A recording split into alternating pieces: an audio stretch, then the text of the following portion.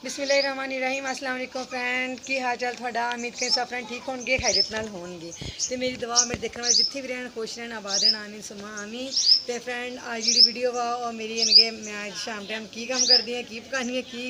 की इनके ये कर दी है शाम टाइम तो नाले अज वैसे जुमेरात के दिन वा दूसरी गल है कि असं शाम टाइम इनके रात कितने सोने सारे इनके सेह च सोने असी तो चार पाइयां बिछाई दियां पंखे लाई दी साढ़े ना दो पंखे चलते तो कि जगह ला के तो सोई ठीक है क्योंकि जगह जरा उस हिसाब ने इस वास्ते सारे एक जगह मंजे नहीं डटदियाँ तो अज छोटी वीडियो तेरे वास्ते बस एक ही रिक्वेस्ट है कि प्लीज़ वीडियो ने पूरा देख लिया करो वीडियो अच्छी लगे तो लाइक कर दिया करो शेयर कर दो लाइक तो लाजमी करा करो तेरे एक लाइक ना बहुत ज़्यादा हौसला हो जाता मैं मेरी मेरी ठीक है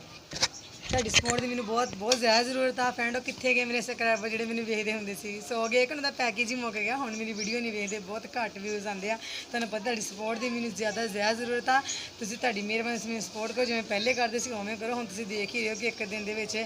3-4 ਬਲਕਿ 6-7 ਦਿਨ ਹੋ ਗਏ ਵੀਡੀਓ ਪਾਉਣ ਦੀ ਦੇਖੀਏ ਕਿੰਨੇ ਸਬਸਕ੍ਰਾਈਬਰ 1000 ਸਬਸਕ੍ਰਾਈਬਰ ਵੀ ਨਹੀਂ ਪੂਰੇ ਵਿਊਜ਼ ਵੀ 1000 ਵੀ ਨਹੀਂ ਪੂਰੇ ਹੁੰਦੇ ਪਏ ਤੇ ਬਸ ਤੁਹਾਡੀ ਸਪੋਰਟ ਦੀ ਜ਼ਰੂਰਤ ਆ ਕਿ ਉਮੀਦ ਹੈ ਕਿ ਤੁਸੀਂ ਪਹਿਲਾਂ ਸਪੋਰਟ ਕਰਨਾ ਸ਼ੁਰੂ ਕਰ ਦੋਗੇ ਤੇ ਚੱਲਦੀਆਂ ਵੀਡੀਓ ਤਰਫ ਅੱਜ ਛੋਟੀ ਵੀਡੀਓ ਵਾ ਤੁਹਾਨੂੰ ਸ਼ੇਅਰ करदी शाम मैं आ थोड़ी सेवियां बनाने लगी पहले मिठियाँ चीनी वाली तुम शेयर कराँगी कि मैं कैसे बनानी पिंडों में असीं ज़्यादातर लोग ना दो घट चीनी वाली सेवियां ज़्यादा बनाने तो वह मैं बनाने लगी तुम शेयर कराँगी आ वेखो मैं घ्यो में देसी घी पाया विखाओ जरा देसी घी पाया हुआ वा तो हूँ मैं गर्म हो जाएगा उन्नी देर तो फिर मैं पावांगी सेवियां तो नाल चीनी तो तुम विखावांगी ठीक है तो जो वीडियो के नाल तुहाडी मेहरबानी है वीडियो में पूरा देख लिया करो बस एक ही रिक्वेस्ट कर दी बस 2 मिनट तक मैं सेवियां बन जानियां तो उस बाद मैं दूसरा काम कराँगी हांडी रखी हुई है हाई हांडी इनके पक्की नहीं क्योंकि असं ना करवानी का गोश्त फिर रखाया हुआ थोड़ा जिहा वो लियांता वा वो पकाने लगी थले सिर्फ वैसे ही रखा खाली उबलने वास्ते उस तो बाद इन्हें मसाला भुन के फिर पकावांगी ठीक है तो उस तो बाद हुण इनके थोड़ा जिहा इनके घर दूसरा काम चार पाइयां बिछाउणियां तो बिस्तरे वगैरह वो कर लवां फिर इन्हूं बाद च मसाला पावांगी क्योंकि हले गोश्त कच्चा थोड़ा टाइम लगना है इन्हूं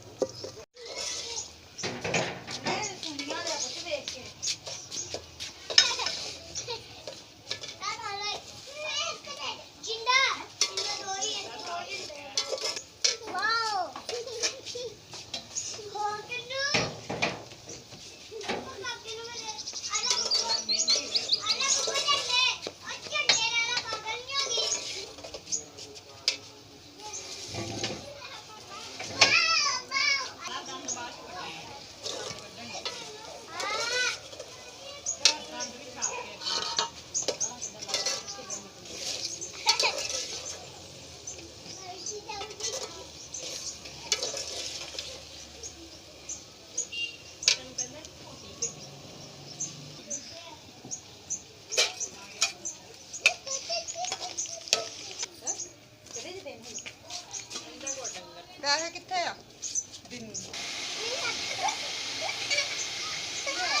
गर्मी लगे ला काम करके थोड़ी हवा ले लो